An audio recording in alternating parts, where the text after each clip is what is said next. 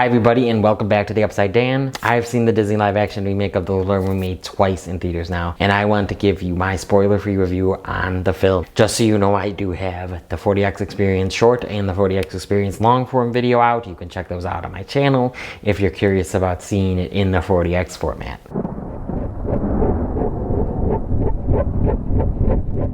Before I get started, please just subscribe to my channel and like this video. I really appreciate it. I'm really trying to cross 1,000 this year. Halle Bailey is just phenomenal. She is Ariel. She embodies that character so well. Her longing for the outside world, her charisma, her want, her desires, that sense of wonder and some naiveness, because she is a little mermaid. She's young. Halle Bailey does a really great job conveying all of that. And just to top it all off, she has a phenomenal voice. I got goosebumps. I already loved hearing the song on Spotify, but seeing it in a theater and hearing it on those loudspeakers was just absolutely mind-blowing to me. Like a lot of people, I think, were just speechless in my theater. They really enjoyed it. I thought there was going to be clapping right after the songs, but there wasn't. But there was clapping at the end of the movie, so I was very happy about that. And Halle Bailey deserves it. I think that she was a good casting choice here. Another good casting choice I felt was Melissa McCarthy. I know she's mixed. Some people haven't been loving her performance, but I thought that she did a really good job. She felt like Ursula at times.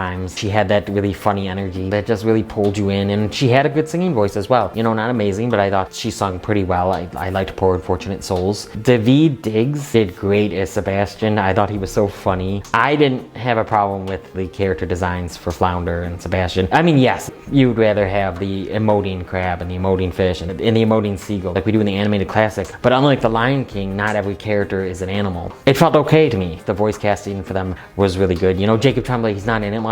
I love Jacob Tremblay. He's one of my favorite young actors, and he's good as Flounder. He's just not in it that much. Awkwafina plays Scuttle. Awkwafina, I think, is definitely a mixed bag for people. Scuttle's gonna be a mixed bag for people, but I thought Scuttle and Sebastian were really funny together, and I thought Awkwafina did a good job. But honestly, if you're not up for her shtick, her voice, her shtick, like her type of comedy, it's not gonna change your mind drastically here. Jonah Hauer-King was one that I wasn't really sure about because he's not in the marketing all that much, but I actually was really impressed with him. I thought he was good. Him and Bailey have really good chemistry as Eric and Ariel. I loved what they did with his arc and Ariel's arc and kind of intertwined them. They had so much more in common. They had so much of a developed arc together that I bought their chemistry and their relationship more than in the animated film. I thought that was a definite improvement in this one, actually. I really enjoyed their parts, and I really actually liked Eric's original song. Wild Uncharted Waters, that is my favorite original song in this movie. I thought it was good. I thought he had a really good voice. Let's get into the songs a little more. Just hearing them on Spotify, except for Part of Your World. I already liked Eric's song just from hearing it. But seeing a lot of these songs that I was just okay with, seeing them on screen, I really had fun with the scenes. I thought it enhanced the experience. It enhanced the songs.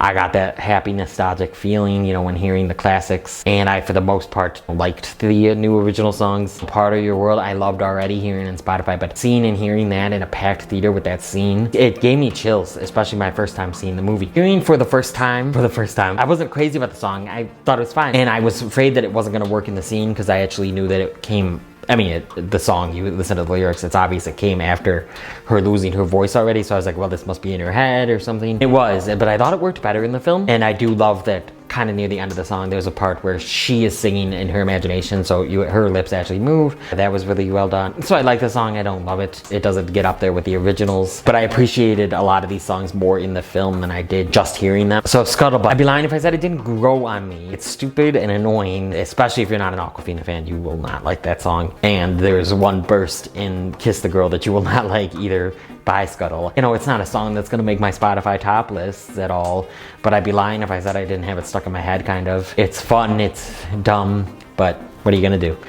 A thing I heard a lot before seeing the movie is the visuals, especially under the water and a part of the third act. Were not good, hit and miss, but a lot of people were saying they're not good. So I definitely didn't notice the bad CGI, the bad visual effects as much as everyone did. I'm not great at noticing that stuff unless it's really obvious, and I didn't feel it was obvious here, except for definitely some shots in the third act. If you know what happens in the animated movie, it happens here, and it's not the best at times. Sometimes it looks fine. They did it in the dark anyway in the animated version, but I think doing this in the dark helped them look a little better. underwater, it was hit and miss definitely there for me. I'm not saying that all the stuff underwater worked. It didn't. I didn't have too much of an issue with it. As a matter of fact, at times I thought it was beautiful and really colorful and imaginative, and you know, more than the trailers even made it seem, especially that first teaser trailer, it made it seem so dark, and it was during the part of your world scene. I'm glad that they didn't stick with that, or at least to me they didn't throughout the whole movie. You know, I thought there was some beautiful colors, some beautiful sea creatures. So the first time I saw it at 3D 40X, and the 3D was pretty good. Maybe that's a reason I didn't notice it, but I will say now after seeing the second time, I still thought the visuals were just as good as I did the first time. It looked fine. I think that they did a pretty good job with a lot of it. But you know, after Avatar: The Way of Water and even Wakanda Forever, I think it's just going to be hard to get to that level for every underwater movie. So no, it doesn't reach those levels at all. I mean, Avatar: The Way of Water just looks phenomenal. And I thought even the underwater stuff in Wakanda Forever worked for the most part. For this one, it didn't work as well, but I still liked it. A negative that I have though, I think the movie is a little too long, and I think that is to its detriment. I think that that is a negative for it. Should have been just a little bit shorter, like 15 to 20 minutes, 1 hour, 50 minutes, 2 hours max. Because there was a time when I started,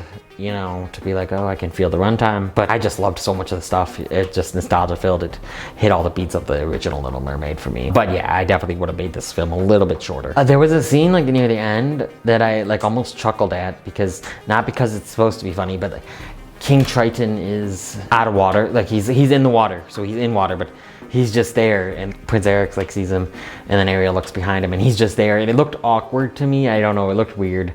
He looked different. My other negative is Javier Bardem. Don't get me wrong, I like Javier Bardem, and he's fine here. He's not bad. I just wish that Triton had a little bit more emotion to him, more pizzazz, more intimidating. It wasn't the best interpretation of the character, but no, that one scene at the end looked weird, and I chuckled the first time. It didn't. The second time I was like, okay, it wasn't that bad actually. But I don't know why. It just looked off to me. It just looked weird. The one thing during Under the Sea is like they like sing the parts. The bass does the bass and the different instruments and the fish doing them, but they don't show that stuff while he's singing that. It was kind of like, Can You Feel the Love Tonight in The Lion King was during the day. I can't sing praises of Halle Bailey enough. She was just really good here throughout. I love Disney, and I'm so passionate about Disney. A lot of the live action remakes have worked somewhat for me. There's some bad ones, but I've just been so passionate about it, especially when they're good or decent, and I think this is one of the better live action remakes that Disney has put out. And just so you kind of know where I'm at, Aladdin is my favorite live action remake that Disney has done. I love Aladdin. It's my favorite Guy Ritchie film as well.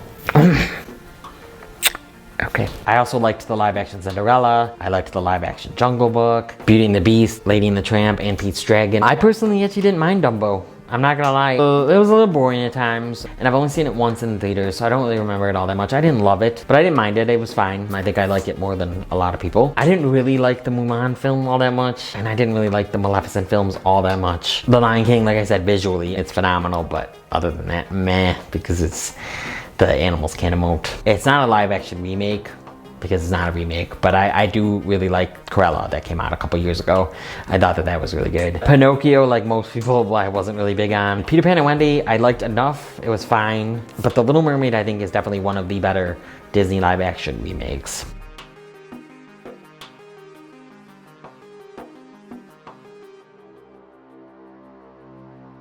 I would love to cross that 1,000 subscriber milestone this year, so please help me out and subscribe and like this video. If you liked what you've seen here and you want to see some more content from me, please click around here to see some other content from me. Please like this video, comment on this video, share this video with the movie fans in your life, hit that notification bell, subscribe, make me your 40X guy, and come to the upside, Dan.